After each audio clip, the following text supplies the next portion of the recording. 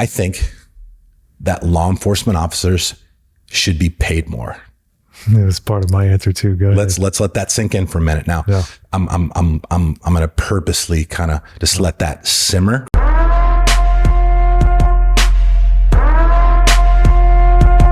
I would like to remain anonymous as I am in the military. I'm a white man who has always been a supporter of law enforcement. I do not support police brutality. I do not support racism. I also do not believe it is acceptable to demonize a whole police force for the actions of one bad cop. As a white male who wears a uniform, I can't imagine being held accountable for the actions of one corrupt member. Seeing videos of innocent cops and people being attacked is upsetting to say the least. And to have so many leaders with influence fuel a fire that is already out of control puts me at a loss for words. What happened, what was wrong, but more violence is not the answer. As a leader, what message would you put out there on the civilian law enforcement bridge? Tough question. It's a good question. Very good question. I hear you, being in the military, and I think what's important to point out is we're not talking about the actions of one person, right? This is a thing that It's been happening. It's been happening. And I don't actually know that it's all fueled by racism. I don't believe that. I think some are. I think More power. Well, I think it's a standard of human capital issue. I think it's a lack of accountability issue. And what do I mean by that? I'm really happy that this question was asked, because I spent a considerable amount of time yesterday thinking about a solution. I was like, so many people bitch about this, bitch about that. Mm-hmm. Like they're looking at this from the wrong perspective. Now, everybody has something to say about everybody, right? What the government should do, what the police should do, what the protests should do, what the riot, I'm not going to say what everybody else has said. I'm going to speak specifically on something that I feel I'm informed about, because I have some experience with this, and that I honestly believe will make a big impact in a short period of time, provided it actually was put into place. I think that law enforcement officers should be paid more. It was part of my answer too. Go ahead. Let's let that sink in for a minute. Now, Yeah. I'm going to purposely kind of just let that simmer, because I know some people are thinking like whatever you're thinking. And if you're that type of person, you really need to go back to episode 1 of this podcast. And It's just like teaching. yeah, so here's the thing. We don't pay the existing individuals out there more and just think that at that point they're going to be better. We raise the bar and standard as far as what is acceptable to even let in the door. And then throughout their career, every year, multiple times a year, there needs to be physical, mental, academic testing and accountability measures in place to ensure that the standard of law enforcement officers that are out there protecting and serving in our communities is something that is actually in the best interest of our community. Because, look around society at any given time, okay? 3/4 of our adult population is categorized overweight or obese. Okay, we've talked about this a lot.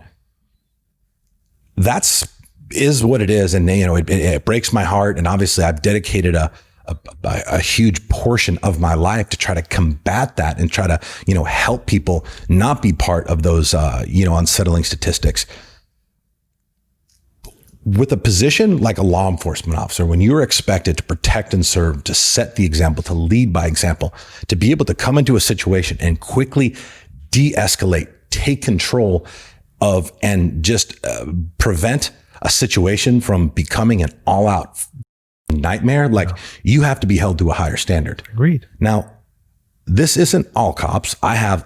First of all, I have a tremendous amount of respect for law enforcement. I support law enforcement.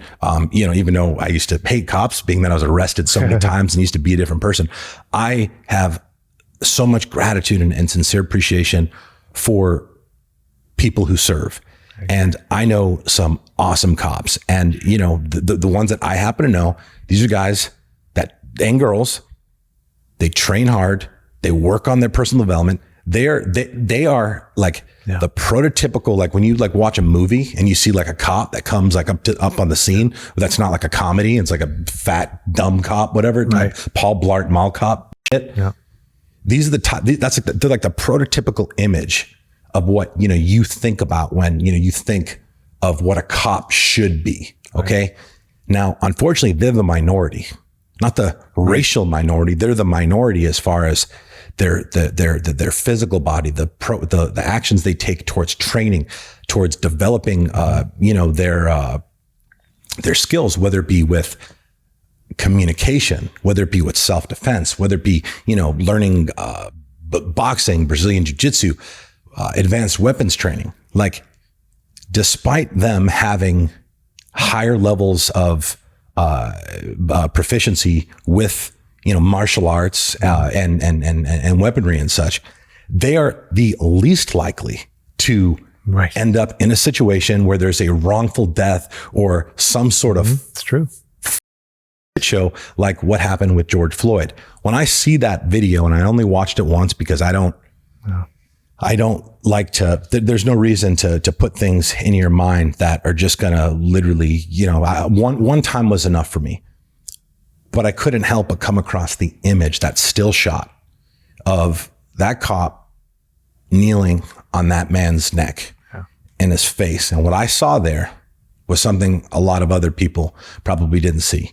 A lot of people were probably blinded by rage and couldn't see what I saw. And look, this might upset people, what I'm about to say, but it is what it is, okay? I saw a guy who was scared, and I'm not talking about George. Clearly, George was terrified. I saw a guy who didn't know what to do. I saw a guy who, for some stupid reason, decided to go hands-on with this guy, like which he didn't need to at that point. Floyd was resisting. He did not need to continue to try to wrestle with him. He could have stepped back. He could have put his hand on his taser and just said, "Hey, listen, if you don't like lay down, whatever." But he got in there, and now his fight or flight response is kicked in because this guy clearly didn't have training, because he clearly was scared as he didn't know what to do. So now we got this poor guy in handcuffs on his face, which at that point there is no threat, and this idiot thought for reasons that will never be clear, and he's going to have a long time to think about that now. He thought the appropriate level of action was to press his knee forcefully on the back of this man's neck. Despite the guy saying he couldn't breathe, despite him being subdued, despite there being no threat at that time. And he froze, Rick. He froze. He did not know what to do. So that's what happens. People talk about the fight or flight response. A part of that is freeze. And that's what most people do when you don't know what to do, when you're not conditioned with being in situations where there's a lot of stress present and rapidly evolving circumstances.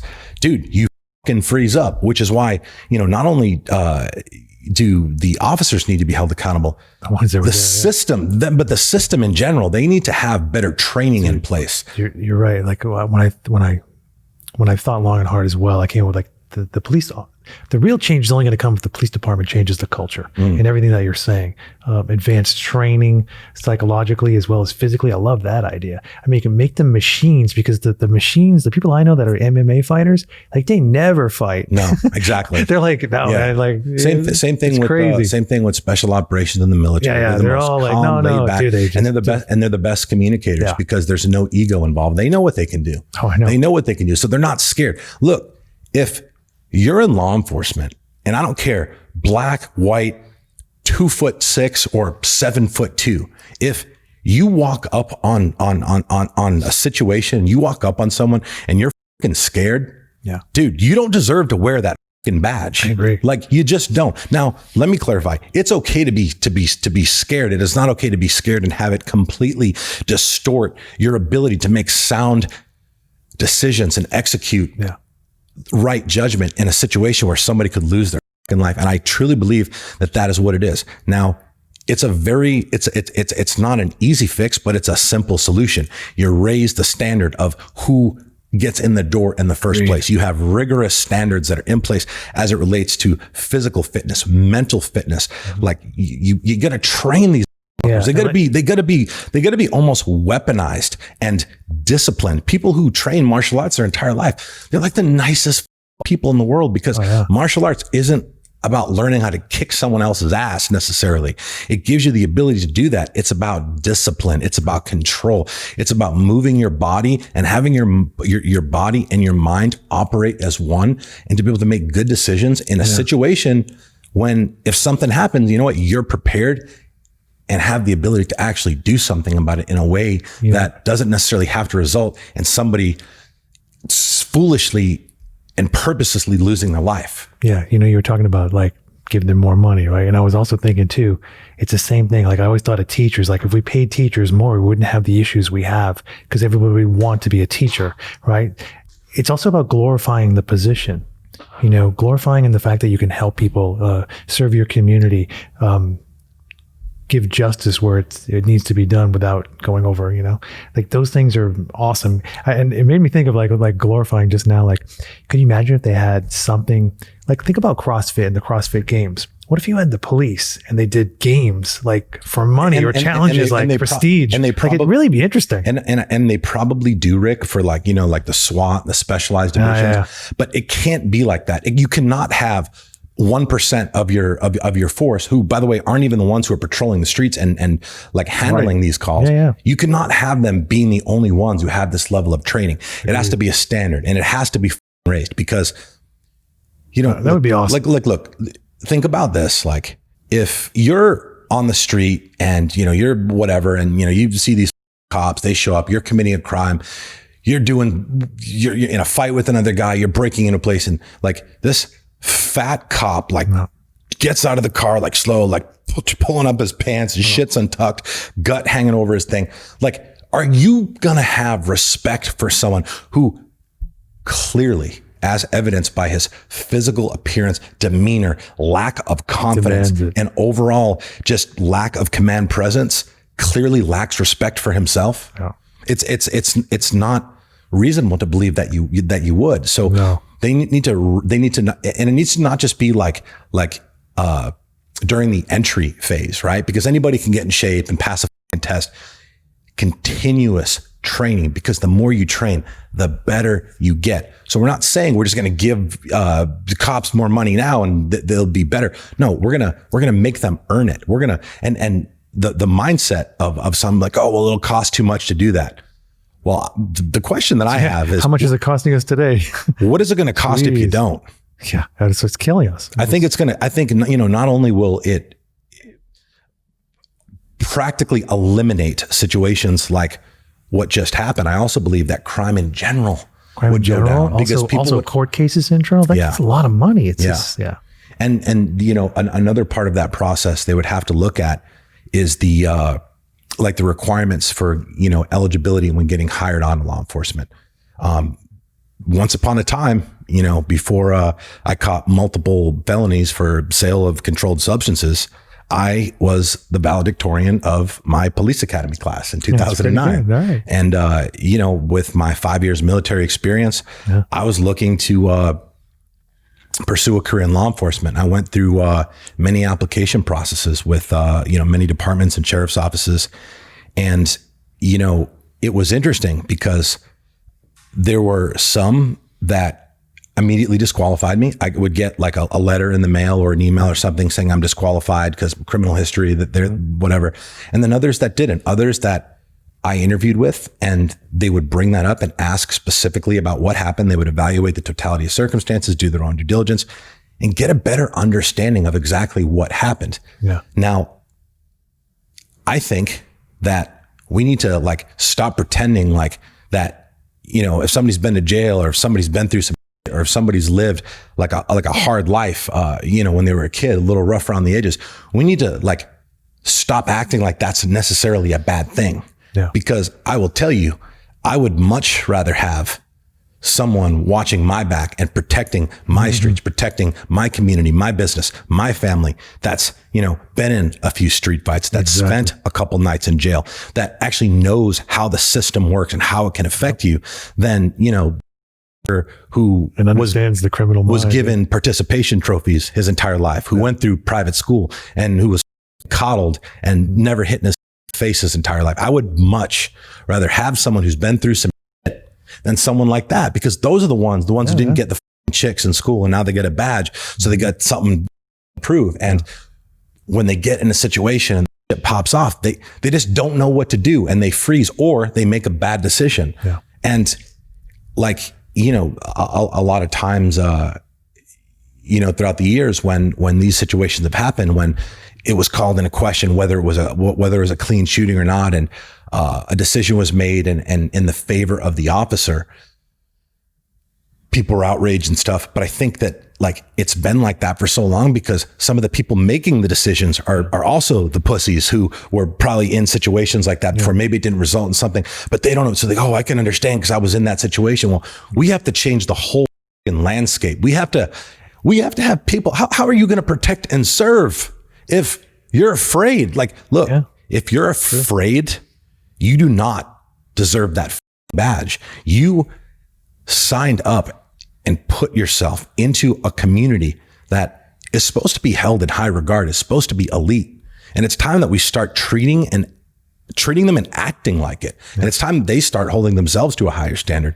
If you're a cop and how the f are you going to chase someone down who just like, I don't know, what if somebody snatches a baby right in front of you and you're 60, 100 pounds overweight? Dude, I've seen some cops that were, I almost thought it was a joke. Like I almost thought it was like maybe like a character or something. It's like, it's not okay. It's not acceptable. This is not body shaming. Okay. I think it's unacceptable for people to be that overweight anyway, due to the health risks and the fact they're prematurely cutting their own life short. This is a different thing. This affects our society, our community. It affects us as individuals. So we have to raise the standards as far as what is required. We have to look at like, okay, why are we really disqualifying this person? Because he got into a few fights like coming up because, some underage drinking, got caught with weed a couple times, which, I'm talking about myself in case anybody hadn't noticed. It's just one of those things where we need to start looking at recruiting people who are actually going to be able to go out there and use the most powerful weapon that law enforcement are given, which is their discretion. Discretion has the ability to literally change, save, or destroy somebody's life. Yeah. Police have the ability in any situation to arrest somebody or not. Of course, depending on the severity of the crime. But sometimes, man, like some stern words and some genuine, advice from a place of understanding and empathy could literally change the trajectory of somebody's life, forever. Now, that lack of empathy, that lack of emotional intelligence, that lack of care and the genuine desire to actually serve and to help people. Yeah. You bring somebody into jail for something that literally, like, you could have just gave them some coaching and then let them go. Mm-hmm. Now that is on the record for the rest of their life, and that prohibits them from ever getting a job in a reasonable organization that they would have an opportunity to create a better life. So they need more training. They need higher accountability. And, with that, like, they'll then become more valuable and they'll be in a position to be a higher paying authority. So I honestly think that would make a monster difference. It would of course be a huge paradigm shift, because I'm sure like someone like the chiefs of police and the actual sheriffs, like the number one guy, could be people who went their entire career, like not really fitting the mold of, what we're saying. But look, in order for things to get better, we have to get better. In order for things to change, we have to change. And I think it's time for a change.